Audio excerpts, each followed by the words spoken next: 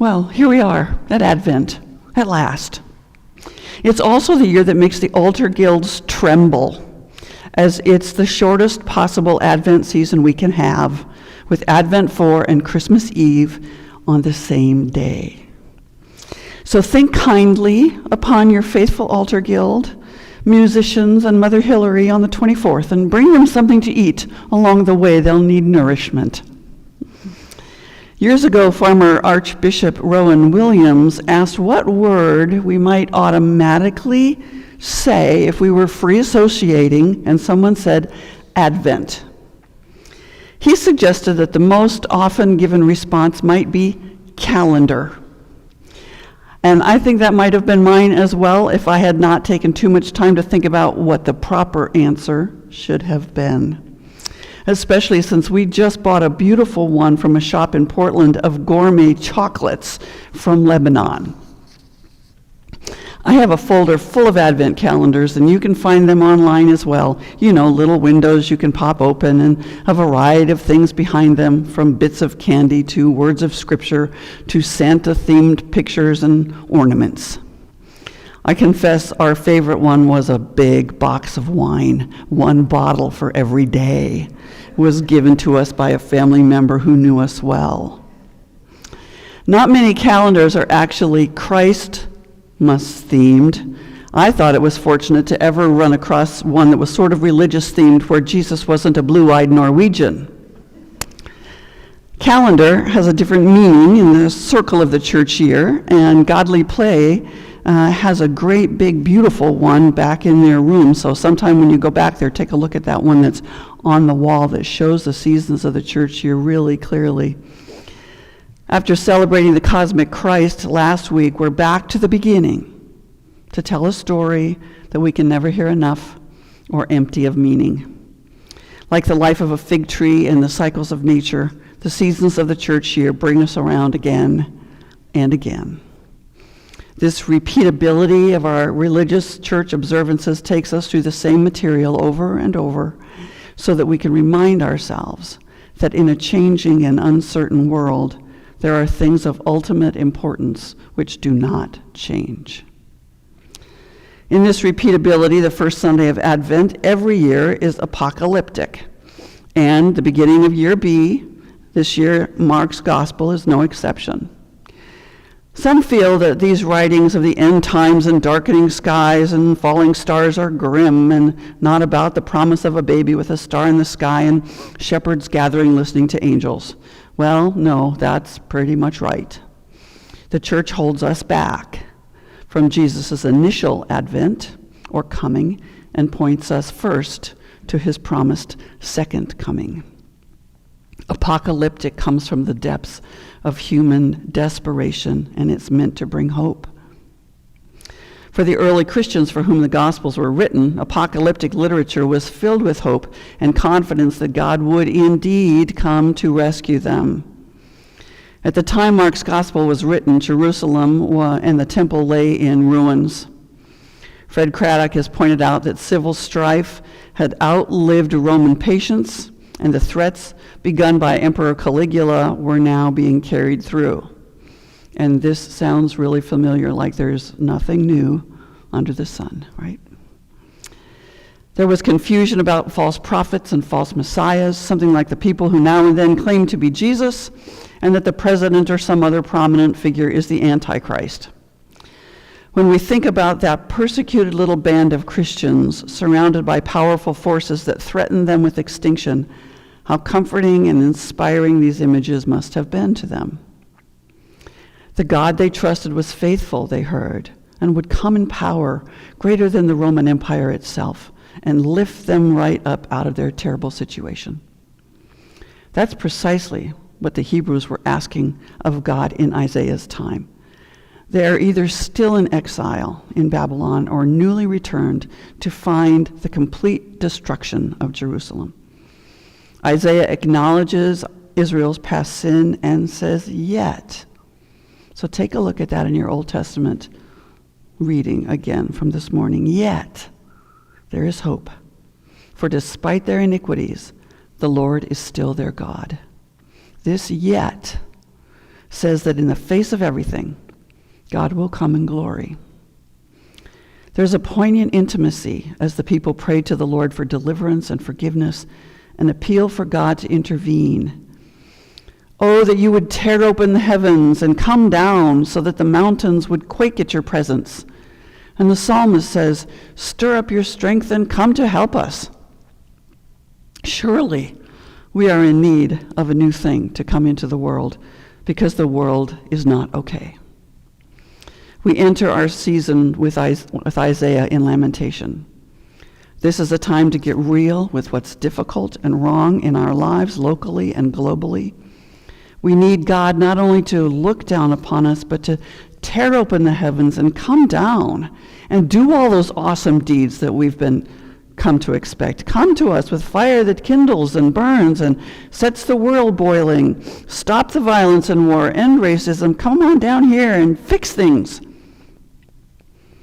It's the cry of people who realize that they've made such a mess of the world that only God can set it right. It's the cry of people in Gaza and Israel, Ukraine and Russia, the unhoused and hungry, LGBTQ people afraid for their lives around the world, as well as the earth herself, reeling from rising temperatures and disastrous weather events. There can be a sense of hopelessness that things can never change. And yet, Isaiah says, you are our God, and we are your people. The weight of Israel's plight would be unbearable were it not for the merciful turn in the prophet's words. Yet, introduces God's faithfulness.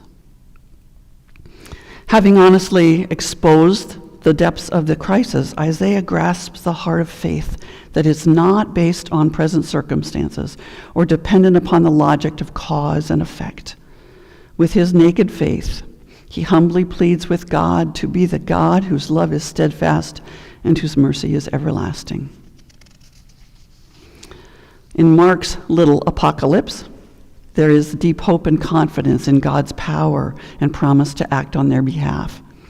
We've been reading that for the past 3 weeks in the 25th chapter of Matthew's Gospel. Warning to fill your lamps with oil and be ready for the bridegroom. Teaching on using the gifts that God has given you with abandon and not fear. And being warned about final judgment for not taking care of the least of these. Charles Edward once wrote that the Advent mystery is then a mystery of emptiness, of poverty, of limitations. It must be so. Otherwise, it could not be a mystery of hope. In the light of all that troubles the world today, Advent presents a unique opportunity for the church to stand in the gap and proclaim the good news of Jesus Christ through word and deed. Now is the time to proclaim that God's grace is sufficient to sustain us, even in the worst of circumstances. The Advent mystery is one of beginning and end, Alpha and Omega, which returns and returns year in and year out, lest we forget. I suspect we're right there, and it's why Advent is so important.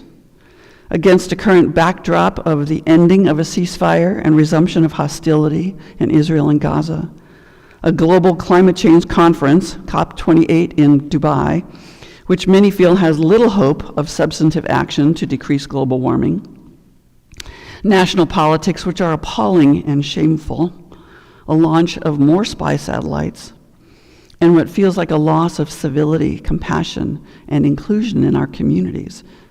We desperately need a time to notice and invite God's holy presence and remember what is worth caring about and what is not.